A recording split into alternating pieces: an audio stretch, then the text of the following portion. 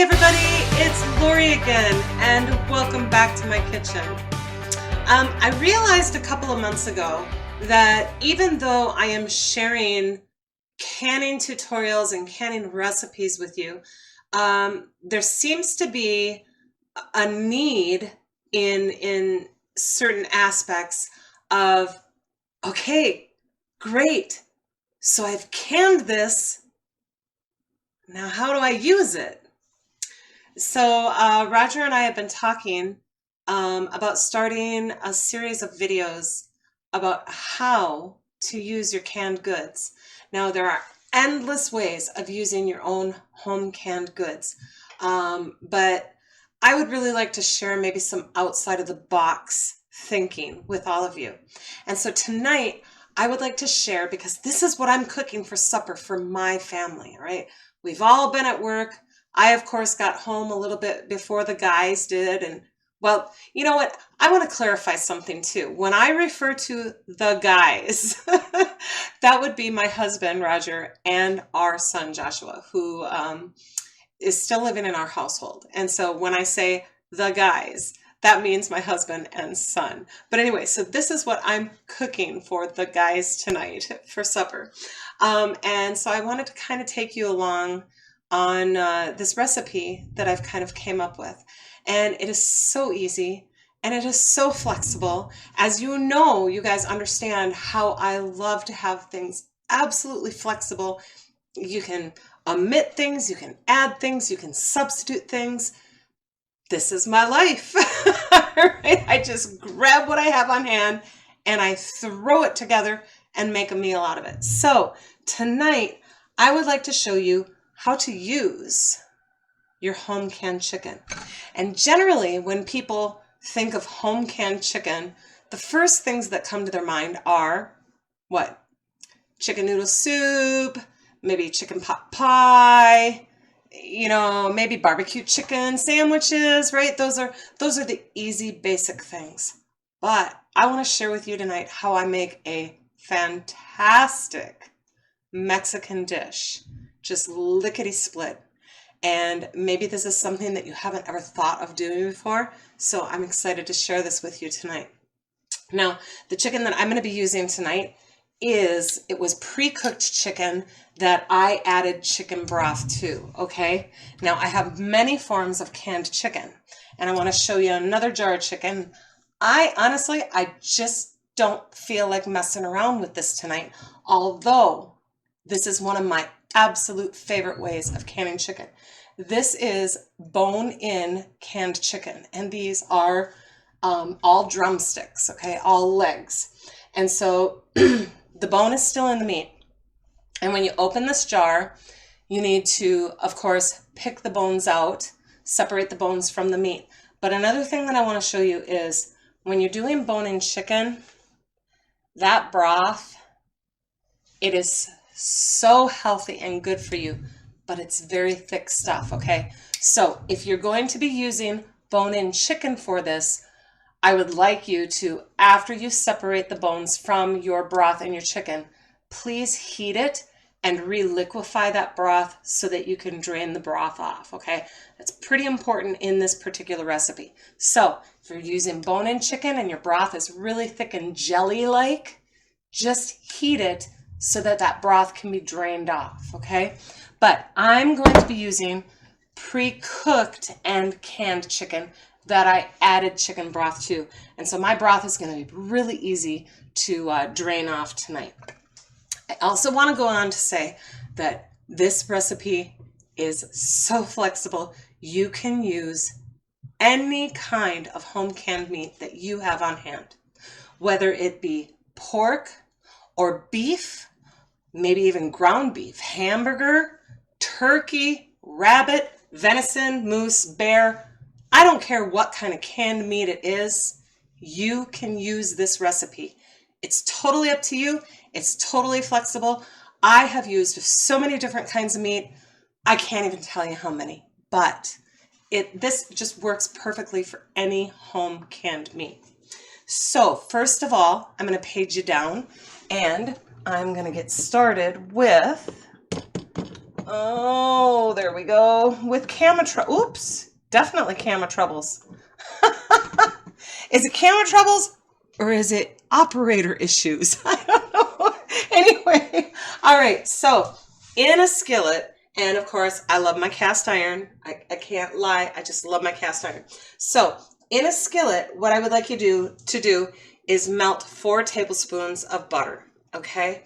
And to that melted butter, I am going to add and saute about 3 small to medium onions and 2 large bell peppers. Now the color of your bell pepper doesn't matter. If you have yellows or greens or reds, it doesn't matter. But I have green bell peppers on hand right now, and these are just sliced into kind of bite-sized pieces. They're not real tiny. And the same for my onions, okay? They're fairly thin, but they're not like diced onions, okay? Let's see if I can figure out that lighting. There, okay? That's about how I slice my onions. So what we're gonna do is we're gonna dump these in our pan, and we are going to saute these. I've gotta find, you know how we all have like our favorite tools? Had to find my favorite tool. So we're just going to put the onions and the peppers in that hot butter, and we are going to saute these for approximately 10 minutes, okay? My onions and peppers have been sauteing, and I've been occasionally stirring them for approximately 10 minutes. This is the time that I would like you to preheat your oven to broil 550 degrees, broiling, okay? So preheat your oven at this point in time. Our onions and peppers are almost completely sauteed. And now what you're gonna do is you're gonna go ahead and you're gonna take care of that chicken. Now, if you had the bone-in chicken, you could, of course, you know, get all of this heated up and the bones separated and the broth reliquefied and stuff previous to this. But, you know, if you're using venison or beef or, you know, something that has more of a liquid type broth, like what I'm using right now, you don't have to do any prep work at all. So I'm just going to take my canned chicken and open up that jar. Nice seal. Always give your canned goods a good sniff, okay? I heard the seal. Hopefully the camera picked it up and you heard it too. I heard that vacuum release, all right? I got to stir my onions and peppers here.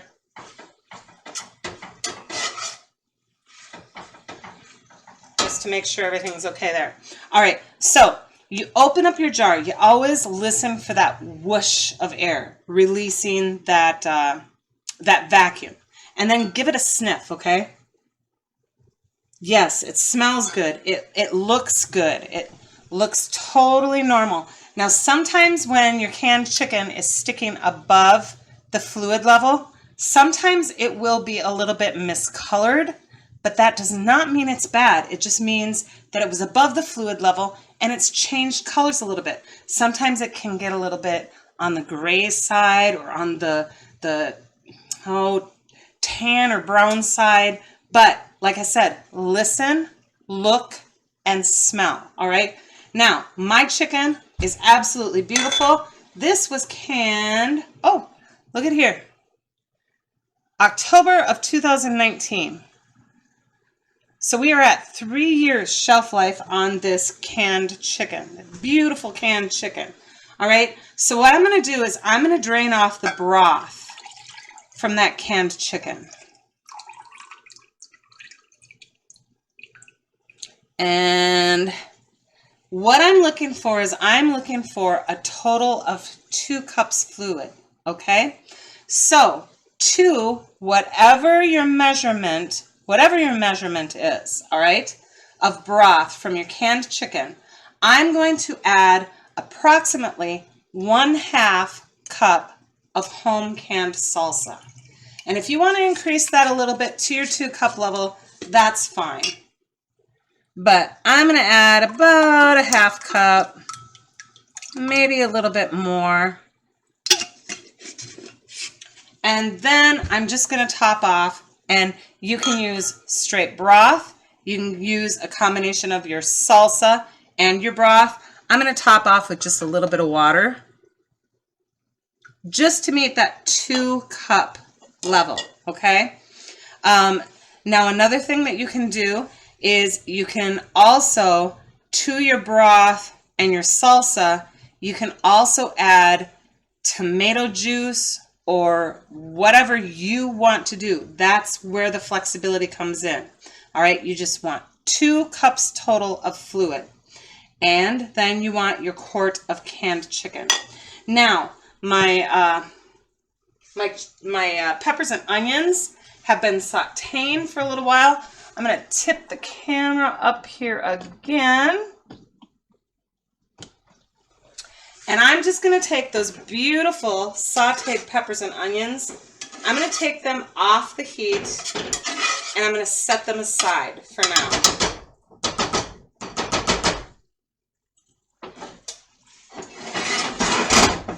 Now, in a larger pan, 3 tablespoons of butter, okay? Hopefully you can see that. 3 tablespoons of butter in a larger pan, and heat that up until it melts.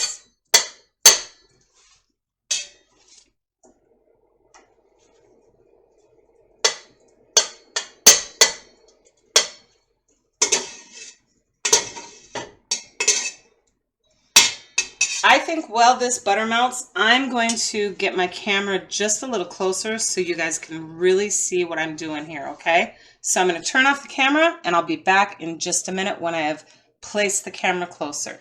All right, so hopefully this gives you a little better view. Sorry, I triggered the dog again. Anyway, hopefully this will give you a better view of what I am doing inside of my larger pan. I've got those 3 tablespoons of butter melted and hot at this point in time. Now, what we're going to do is we're going to make a roux or a roux. I don't know exactly how it is pronounced, but it is a simple mixture of melted butter and flour. This is actually the base of most all of your white sauces or gravies, okay? So to that melted butter, 3 tablespoons of melted butter, I want you to add 3 tablespoons of flour. And I've obviously got that pre-measured out. And then what we're going to do is we're just over medium heat. We're just going to cook this flour for just a couple of minutes, okay? And the reason why you want to do that is that you want to kind of take that flour taste out of it, okay? You want to brown it a little bit so that it just doesn't taste so floury. I don't know how else to explain it, but you do want to just brown this a little bit and cook it for just 1 or 2 minutes, all right?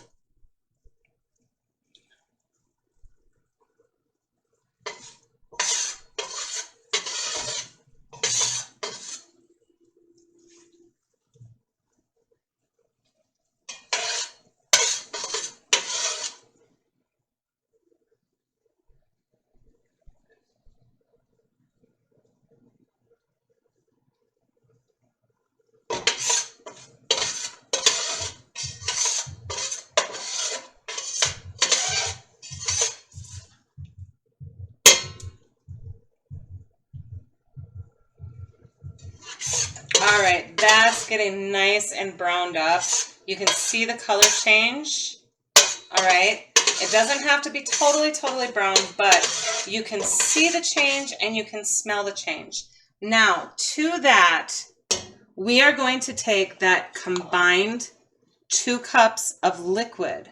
Remember, we had our chicken broth and our salsa and our water to that combined 2 cups. Now what we're going to do is we're just going to add that into our roux and stir. Now I chose to change to a whisk, okay, for this step. And we're just going to cook this over that medium heat for just a few minutes until it thickens a little bit. Okay.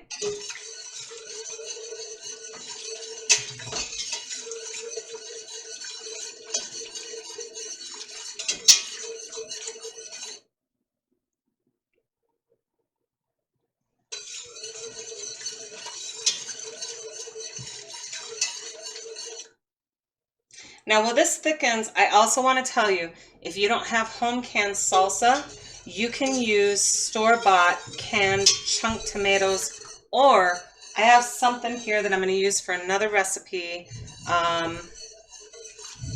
in the future. And what I found was I found diced tomatoes, but they're fire roasted.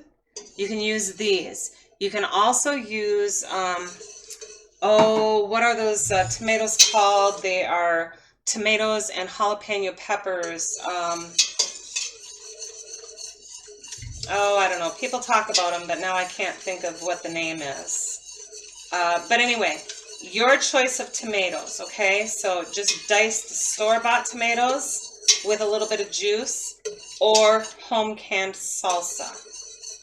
Rotel, that's what it is. Rotel tomatoes. You guys, sometimes it takes me a minute or two, but eventually I get it. All right, so you can see that my mixture very quickly has thickened, okay? That butter and that flour mixture with my 2 cups of liquid, that has thickened really nicely. Now what I'm going to do is I'm going to add back all of those sauteed onions and peppers.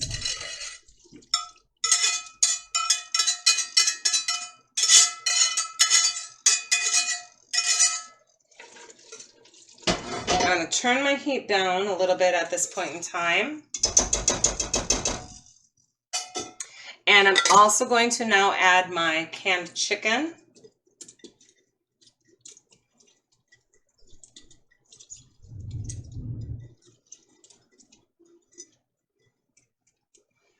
All right. Make sure I got everything out there. Now in the cooking process, that canned chicken will break apart. You can break it apart with your fingers, or just with the stirring process, it's just going to break apart, okay?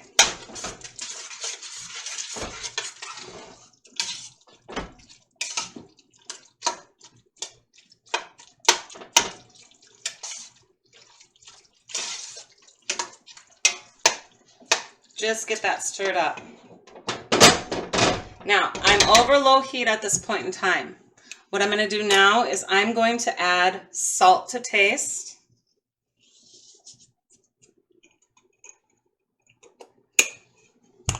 I'm going to add pepper to taste.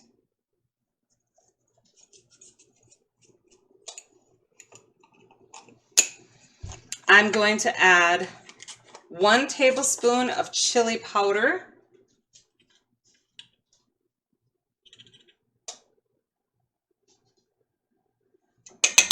Maybe a little bit more because we really like that. 1 tablespoon of paprika.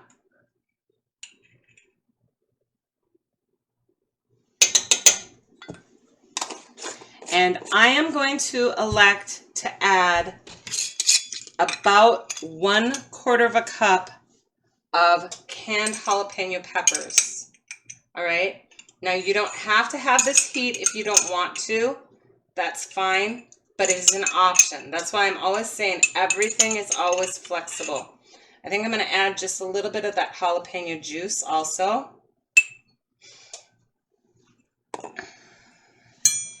And we're going to stir this up good.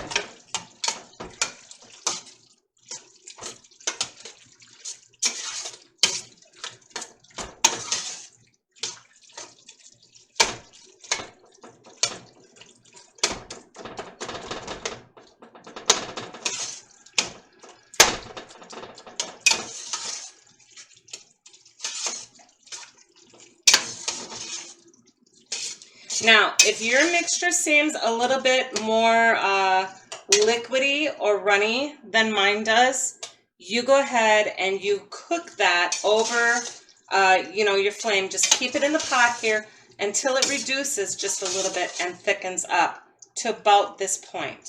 All right. I'm going to shut my heat off.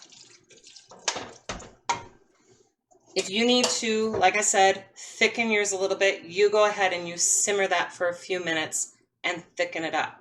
Now what I'm going to do is I'm going to add, and this is another optional thing, but I'm going to add a good cup of sour cream.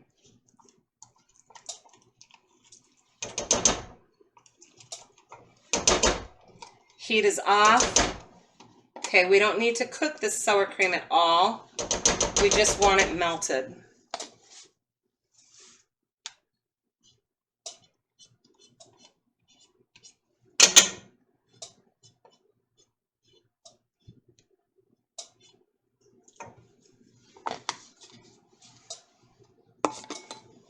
And we're just going to stir that in until it's melted and incorporated into our wonderful Mexican mix here. Oh my goodness, you guys, I wish there was smell-o-vision. Try this recipe in your home, I'm telling you. Don't want to toot my own horn or anything, but man, this stuff is really good and so simple.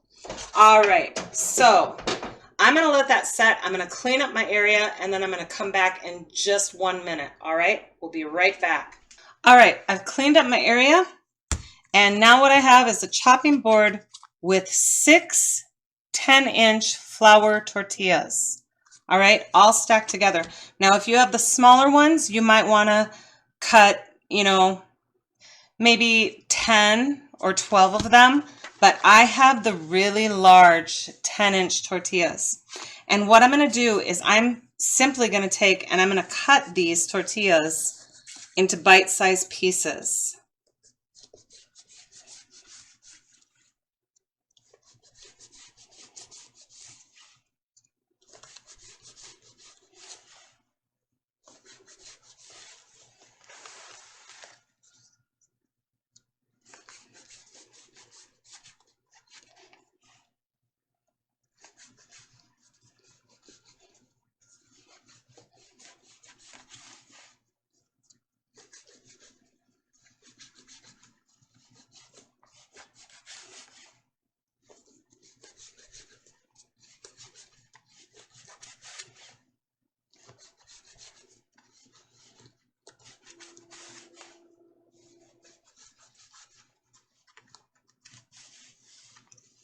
All right, I'm going to move these over just a little bit so that you can see what's next. Now, I have a 9x13 pan that I've sprayed with cooking oil, okay? Kind of like Pam, okay? So cooking spray or cooking oil. You can also use lard or Crisco, whatever you want to grease your pan with, you grease your pan. Now, those cut tortillas that we have, I want you to take half of those cut tortillas and sprinkle them into your 9x13 prepared pan.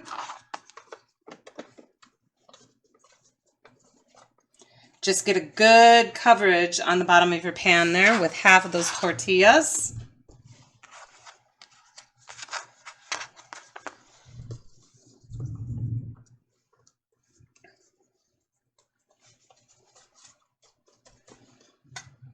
I try to make sure that they are not like sitting up on the side of my pan.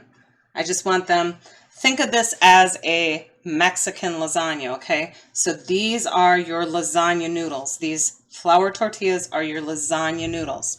Then what we are going to do is, page our camera up here. We are going to take our beautiful, wonderful filling, and we are going to put half of that filling just right on top of our flour tortillas, okay?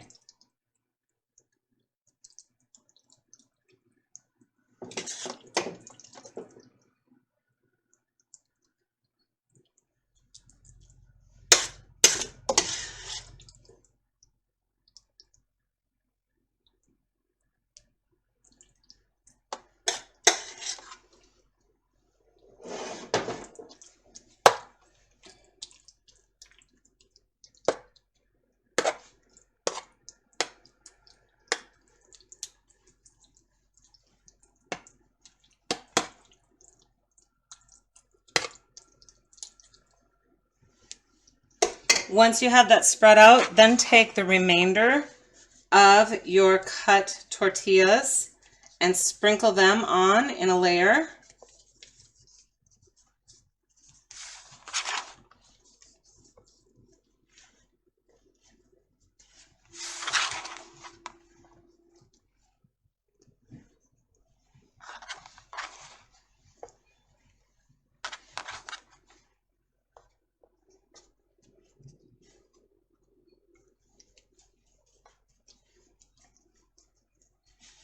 And follow up with the remaining half of your filling.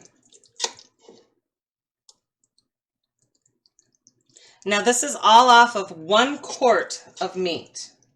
All right, so 1 quart or 2 pints is going to be making a 9 by 13 pan that will serve anywhere from, oh, I would say 5 to 6 people, if not more, depending on, you know, I guess people's appetites and the size serving you want to do. A 9 by 13 pan is pretty doggone big. So this is one of those things that I make in our home, and we can live on leftovers for a couple of days.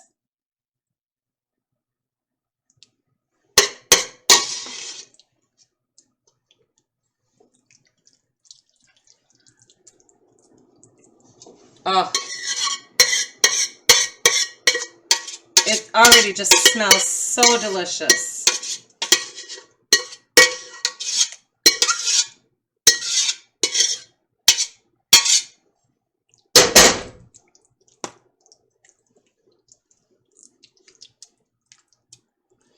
All right, now, like I said, how the meat is all flexible, and you know, the jalapeno peppers is flexible. Another thing that is flexible is your toppings. What I love to do is I love to put black olives on. Now, if you prefer green, go ahead and do that. We actually like both. And so I have drained my green. This is a, let's see. This is a 5-ounce jar. It says net weight is 7.7. You know, it's not a really huge jar, but my olives are obviously in a home canned jar.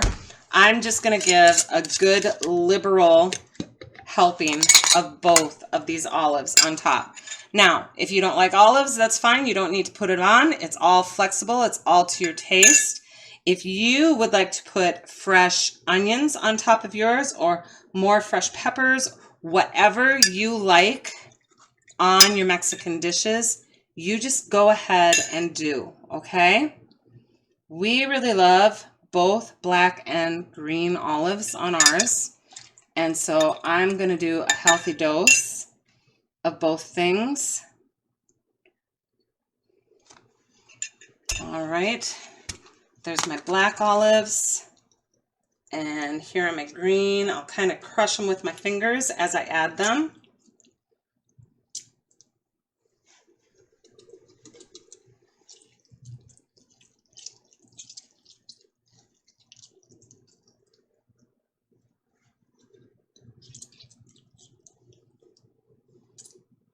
And this, of course, is to taste also. I feel like maybe I have enough on there. So we're going to be done with that. I've got to wipe my hands. And the final touch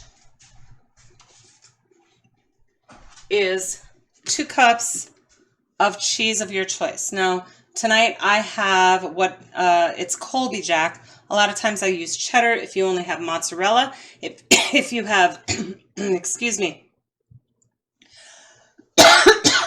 if you have dehydrated cheese, even if you have cheese slices, you just use whatever you have on hand. But approximately 2 cups of cheese, and sprinkle that on the top of your wonderful Mexican dish here.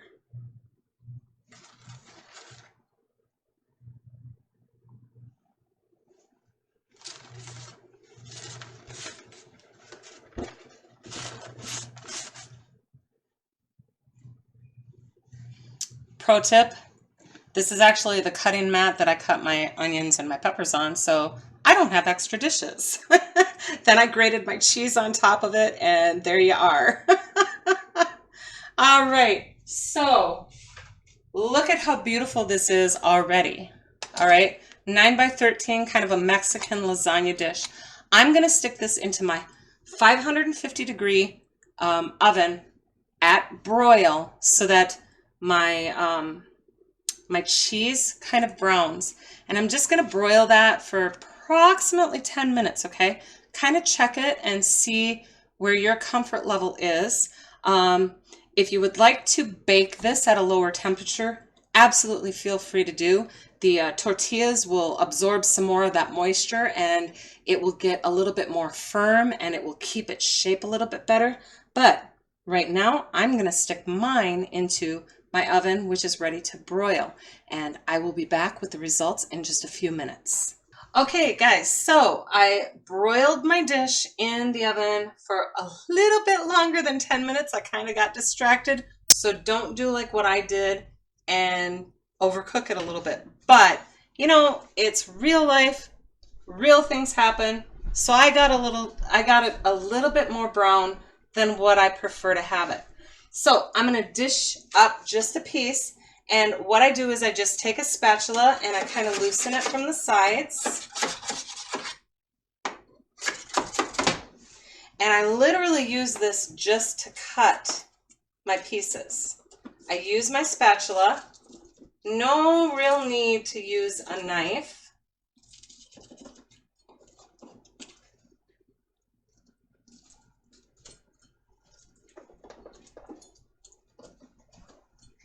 Just make sure everything is good and cut there.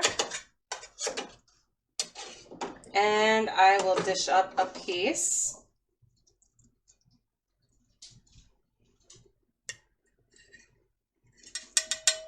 There we go. All right, what I like to do with this is I like to decorate it a little bit, okay? Now you can see that it kind of keeps its form. It's, like I said, it's like a Mexican lasagna. It smells amazing, it tastes amazing. Look at how beautiful that is to present. But what I do is I go on to kind of treat this almost like a burrito, okay? You have your tortilla, you have your meat, your onions, your peppers, all of your Mexican seasonings. And so I kind of treat this like a burrito. And so what I do is I go ahead and kind of decorate it. Let me see if I can page down just a little bit more here. I kind of decorate it like it is a burrito, all right? So I'm going to sprinkle on just a little fresh cheese. I'm going to sprinkle on a little bit of fresh shredded lettuce. I'm going to put a dollop of sour cream on top. And then I'm going to follow with a little bit of taco sauce. Just drizzle that on. All right. And I know you guys always are, I guess, at this point in time, accustomed to me doing the taste test because, you know, the proof is in the pudding, right? But tonight, I'm going to have Roger come on cam with a fork, and I'm going to have him taste test this for you and tell you what his opinion is, because this is something that I serve in our home, and I want to have you actually not only see my reaction, but see his reaction to it. So, come on over, babe. Oh, hey. And I set the dog off again. I'm gonna have Roger taste test this. He's a little bit taller than I am. Better? Yeah, that is better. You sure? Thank you. All right. So this is called what? Mexican lasagna is what I'm calling it. Which we've already had it before, so I should know that. Yeah.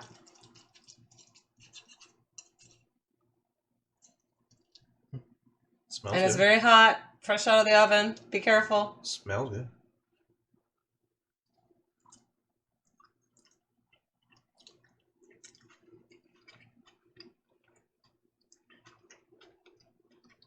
Mm-hmm. Yeah, pretty good. Yep.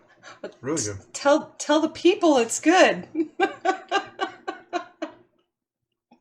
He'll be right with you. He's chewing. That was really good. Got a little bit of a bite, but not bad. Because I put jalapenos in it. Mm-hmm. The lettuce gives it a little bit of a crunch. Yep. But not too much. And it's definitely Mexican tasting. I mean, it's got like a Mexican flavor to it. Like that chili powder Yeah, and yeah. Yeah, no, it's real good. Do I get to keep this one? You get to keep that one. So you go and enjoy that. All right, he's out of here, guys. Anyway, so like I said, try to think outside of your box when you're using your home canned items. There are endless dishes that you can come up with and create at just a moment's notice. This whole dish, probably with prepping and sauteing those fresh onions and peppers, I would say from beginning to getting it into the oven, it maybe took me 20 minutes, all right? And then about 10 minutes in the oven on broil is about all you need. So half hour and you have a main dish. You can serve this with a salad, maybe a side of cornbread, and of course a vegetable of some sort. And you have an entire meal in just no time flat. So there is my take, well, one of my takes on how to use home canned meat, specifically home canned chicken tonight. I hope you took something useful and good away from this video. And thank you again for spending your time with me. God bless you all, and happy canning, everybody.